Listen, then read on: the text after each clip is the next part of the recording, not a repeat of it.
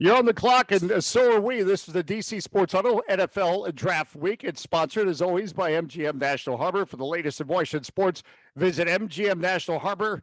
But now that the weather's good, experience a sports fan paradise. By the way, you can visit there when the weather's not so good because it's indoors and you can still have lots of fun. Hey, Rob Woodfork, Dave Preston, George Wallace, and gang's all here. You know, I woke up with a nightmare today because I thought surely the NFL draft must be over now because we've had mock drafts for the last month. Didn't we already take the selection? I'll just go from right to left, my right to left. And last week we did defense. We'll focus on offense and overall pick. You were in the Kyle Hamilton camp last week on defense? Yes, very much so, yes. All right. Okay, that's your defensive pick. Your offensive pick, you're on the clock with the 11th overall. With the 11th overall pick, and now before I give you a name, there's a more global thing that I want to point out. A lot of mock drafts. Hey, Commissioner, Goodell, we don't have that kind of time for global stuff. I get 10 minutes for my pick, and I'm not going to take all that time. So not in the huddle. A lot of people have a receiver going to Washington at 11, and I don't agree that that's such a big need that they have to go receiver there. I understand that this is a receiver-rich draft, but they still have Terry McLaurin for at least one more year. We were stoked. I mean, we were talking last year about how great it would be to get Curtis Samuel here. Well, they have Curtis Samuel, and he could be playing that Debo Samuel role if he's healthy going into year two. Now, he just wasn't it wasn't that he wasn't good in year one. He just wasn't healthy. So I think that the cupboard isn't bare at the receiver position so much that you can't wait until the second round or further back to get a receiver if this is in fact a draft that is rich at that position. That said, the only receiver that I would take at 11 is Chris Olave. He is very much like a Terry McLaurin. That's his closest NFL comp. But I would say if Malik Willis is on the board, I go sprinting up to the podium, giggling like a schoolgirl, because that is a guy that you can build a franchise around. And plus, now that you have basically fooled yourself into thinking that Carson Wentz is your guy, once that blows up in your face, and it will, you have a guy who has sat for a year or two and would be able to step in and be that guy. So if that's what I had in my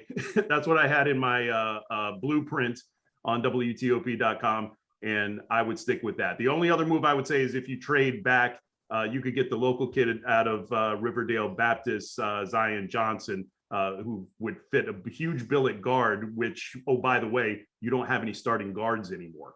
And with the draft speculation, what's been fueling the economy for the last month, there's talk maybe of trading back to get more picks because after the second round selection, the Commanders are not pick until the 5th. All right, well done, Rob Woodfork. Moving right along, Dave Preston, you're on the clock, and you could go global too if you want.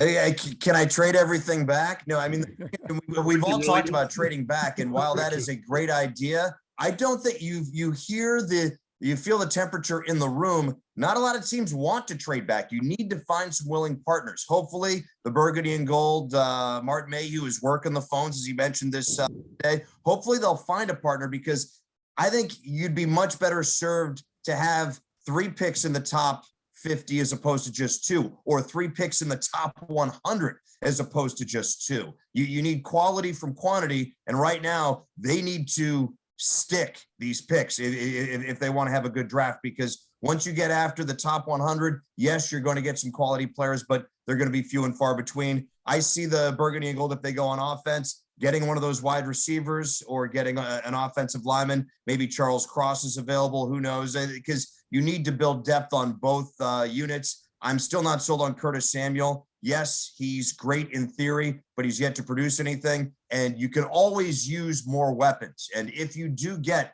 a quality wide receiver, say one of the kids from Ohio State's available at 11 and you get them, that puts everybody down one notch. And then all of a sudden you're not expecting as much from a guy who is your 4th receiver or your 5th receiver. So if barring a trade, go with wide receiver or go with an offensive lineman for the Burgundy. Real quick, your defensive pick last week was, who was that again? Defense. I think it was the Stingley kid from LSU. Right. LSU. That's also, because you also real quick, don't discount somebody wanting to trade up, especially if one of the top 2 quarterbacks is still on the board outside of the top 10. That is how Washington trades back right there, because I know everybody's kind of down on this quarterback class, but that doesn't stop anybody from going up and getting a quarterback just to get a quarterback. Because there's still that rumor about the quarterback in the NFL. That's very true, and that entices some GMs. And I think I agree with Dave. You need more picks, but that's going to require somebody wanting to trade up, et cetera. Yeah. George Wallace, you're next. Well, I have a feeling they are going to trade. I do. I think with only 6 picks, I mean, just because I don't think they're in love with anybody right now in the draft. I just don't. I just kind of get that feeling. But then again, like I said last week, can't believe anything that anybody says at any time up until April 28th when your spot comes up.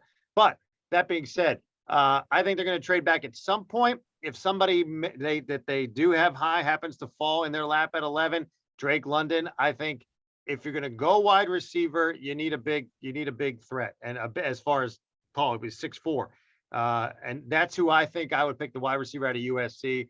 I've seen Garrett Wilson's name also thrown around there at 11 as far as wide receiver.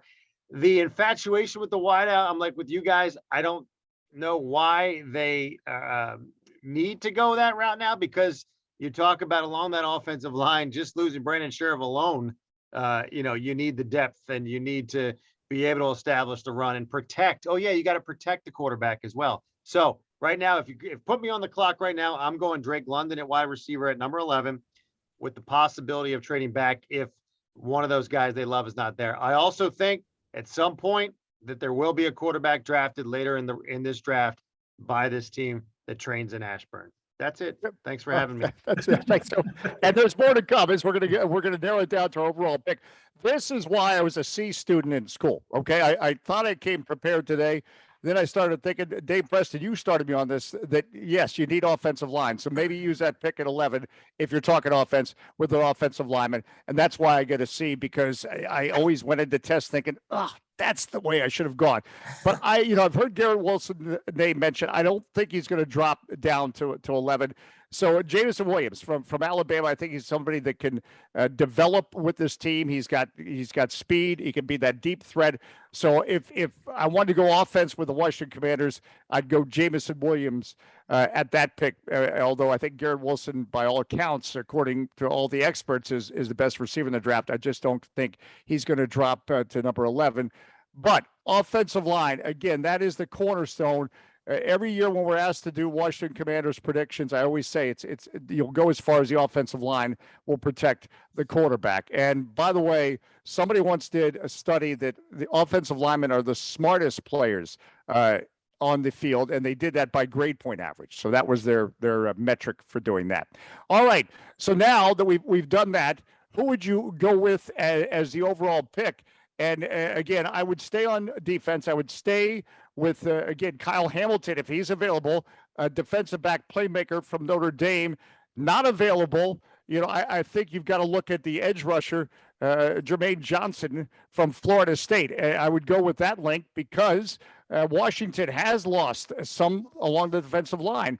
Tim Settle, Matt Ioannidis, The Athletic, our good friend Ben Standing reporting that not going to offer an extension to Daron Payne, which brings me to Rob Woodfork on WTOP, our insider, was talking that this draft is going to be a big deal because Ron Rivera could be on his way out because of all the defensive guys leaving town. So, Rob, your pick based on that and your thoughts, as you were pretty strong this morning with me on WTOP. You maybe dropped my coffee. And he's very sure-handed with his coffee because of how early he gets up too. So that tells you something. No, what I said on WTOP was basically the report that they won't be bringing back Daron Payne, or at least they won't be offering him a contract extension, is another byproduct of the Carson Wentz trade. When as soon as you pulled the trigger on that, not only was it 2 draft picks out the door that could be potentially starters, but also you're eating up $28 million of I believe it was $33 million that they had available on the salary cap going into this offseason. So any plans you had to upgrade the offensive line, any plans you had to upgrade the defensive secondary or even the defensive line, All of that goes out the window, and it's fewer guys that you can re-sign. Deron Payne being one of them. You had to let go of not one, but both of your starting guards because you didn't have the money to bring them back. So they're gutting the roster. I know that we all said they had to go in on a quarterback. You had to get a quarterback this offseason, but in a panic move, they go and get a guy who basically has decimated their roster. And we've seen Carson Wentz is a guy who has to have help around him for him to be successful. And lo and behold, there's very little help around him right now because the offensive line, I mean, you're at least 2 starters have gone out the door. Now, having said that, I think you got to go, if Malik Willis is on the board at 11, you go Malik Willis. But I'm in agreement with Dave that Kyle Hamilton, look, if a lot of people have him as a top 5 talent in the draft, if you can get him at 11, that is great value. And I think you can get receivers and all that other stuff later in the draft. And if you read my draft blueprint on WTOP.com, I have Washington taking a quarterback later in the draft. And if nothing else, I think I'm going to start a GoFundMe page so we can contribute, regardless of who gets drafted. I want to see you giggling like a schoolgirl, because that's what you said would happen if Malik Willis. Oh, lots of great stuff on WTOP.com. In fact, anything that I say smart, I either steal from Rob or Dave Preston or George Wallace for that matter. But Dave, you had the column about the last time we picked 11th overall, 1936, and that was actually a second-round selection because the league was so strong. So Dave's done plenty of research. You were going with Stingley as your defensive pick. Yes. And I already forgot. You suggested offensive line, which you've almost offense. I mean, the thing is, when you're picking 11th, you are so much at the mercy of if there's a run on wide receivers, if there's a run on offensive linemen. So there's going to be a lot of read and react. I would prefer that they would trade back to get 3 picks in the top 100, because it's been proven that even though you do find guys after pick number 100, the quality definitely diminishes after the top 100 selections of the NFL draft year in and year out. It's over time. Now, I'm not saying that they won't find somebody in the 6th round this year, but I would prefer they maybe trade back from 11, get 3 picks in that top 100, build on both sides of the ball, because right now with 2 selections, you kind of have to hit. Are you going to get Carson Wentz a weapon? Are you going to get him a guy who can keep him upright? Or are you going to try to rebuild the back end of your secondary, the back 7, or all of a sudden now the defensive line is starting to spring leaks? So it's almost as though they have too many things to fix at this point in time. And it'll be intriguing to see what happens in free agency after the draft. I think they go with a wide receiver, or the thing is, whoever's on top of the board, they're going to go with, and as they should. Okay. All right. So it's the best player available. Yeah. So you're not going to, okay. That's okay. That's your pick. The best player available. But I think it'll be an offensive lineman, because I think there will be a run on wide receivers, because we've seen that quarterback is the number 1 position in the league right now, but what's the number 2 position? It's slowly but surely becoming the wide receiver who can make plays in space, as we've seen in the Super Bowl and the AFC Championship games the last couple of years in big games. So I think that there will be a run on wide receivers in that top 10 that will leave the cupboard somewhat bare, and Washington will take an offensive lineman. All right, George Wallace spends more time in Ashburn, and he's got the tickets on the Dulles Toll Road to prove it, or I guess the non-toll road or whatever. Maybe it's a Fairfax. What is it? The Fairfax Parkway you take out there? It's the toll road, then the Parkway, and it's more like the Easy Pass tickets too. And I bring that up because I spent an hour on the phone with Easy Pass yesterday, but that's a whole nother story. So given that, George, real quick, your defensive pick again. Who was it? It was Johnson last week, but I was going to change that. I'm going to change that because Chase Young, Montez Sweat, the last 2 years, those are edge rushers. I love this. Here's the deal: if Stingley's there and a cornerback, I'd say if there are 3 players at 11 that are there, you take them. If not, you're trading back. Hamilton, Stingley, or Malik Willis, like Rob said. That's for me. That's it. I just the wide receiver thing. If Drake London is there, maybe. But I'm still not even sure that's a guarantee. The only reason I say him is because he's 6'4", over 200 pounds. That's a bigger weapon than McLaurin and Curtis Samuel. You could use that as a big weapon for Carson Wentz. But again, I don't think they're in love with any of these guys right now with the exception of maybe Hamilton. Willis, I don't think is going to be there, Rob, but you're right. If he's there at 11, I don't even think about it. You just do it because, as Ron Rivera and Martin Mayhew both said this week, you're going to react to the first 10 picks. We are going to react. He said, and they made it very clear that the reason that Carson Wentz deal is the reason they have not been active in free agency, to your point as well. So they made that clear that they're not hiding that. But again, they realized they had to do something because of the uncertainty going into this. So at the end of the day, if it's Willis or Hamilton or Stingley, I'm pulling the trigger right there at 11. If not, I'm trading back. All right. You know, you made the point that they're not in love with anybody, and that's kind of the sense I'm getting league wide. I don't think anybody's in love with anybody in this first round of the draft. So if you have an opportunity to trade back, then I think the difference between who you get at 11, unless Kyle Hamilton is there. If Kyle Hamilton is there, I make that pick. Yeah. But the difference between who you take at 11, especially if you're talking receiver, between that and who you would take it, like, I'm just throwing out a random number here, 20 or 23 or what have you, then I don't think the difference is enough that if you can trade back, you need the extra picks more than you need that, 9, 10, 11, spots further up in the order. And look at last couple of years ago with Montez Sweat, they traded back. They were able to get him later. You pick up an extra pick. So it is possible to do. And with only 6 picks, they're going to need to do that. Yeah. State Preston said in his wonderful work, it's not an exact science, any kind of draft. I know this is about basketball, but I've told you guys the story. I was up in Brooklyn where they held, I think, the 2012 or 2013 NBA draft.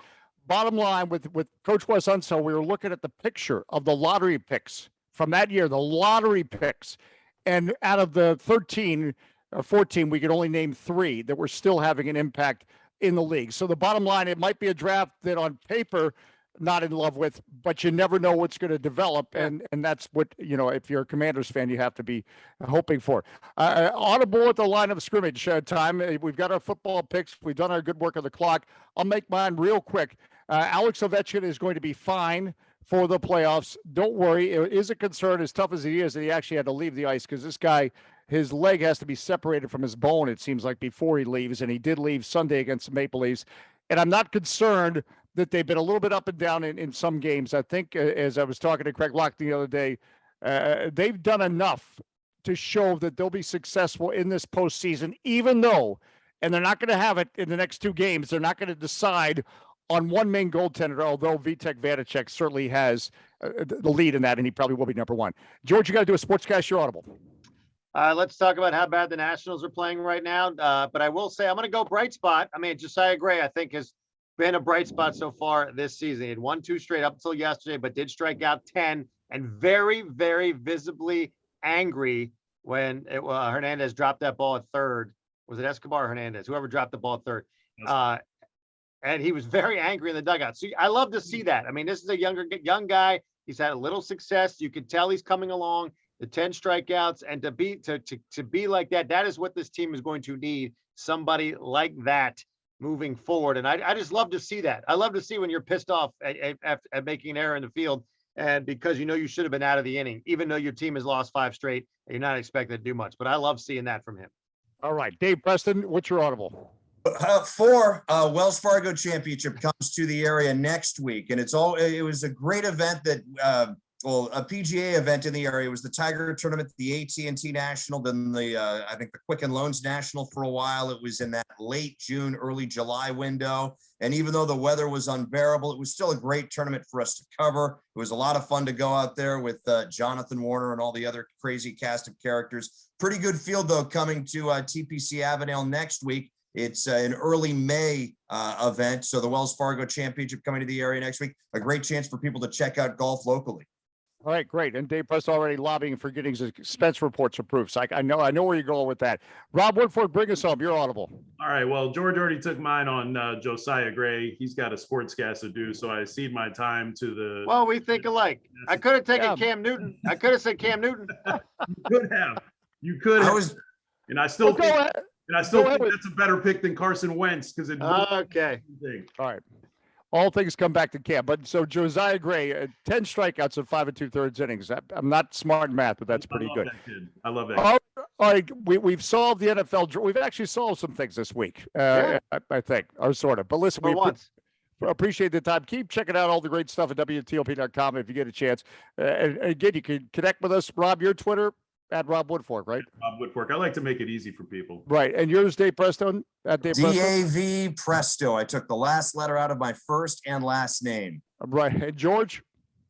Did we lose George? Wallace, He was at the WTOP. tutoring with the guy. And I'm at Dave J Sports, and I'm out of time, and we're out of time. Sponsored by MGM National Harbor, the latest in Washington sports. Visit MGM National Harbor and experience a sports fan's paradise. Yes, I was reading. I should know it by heart, but I wanted to get it Yeah, right. but you're Something right. the hell out of it. That's what matters.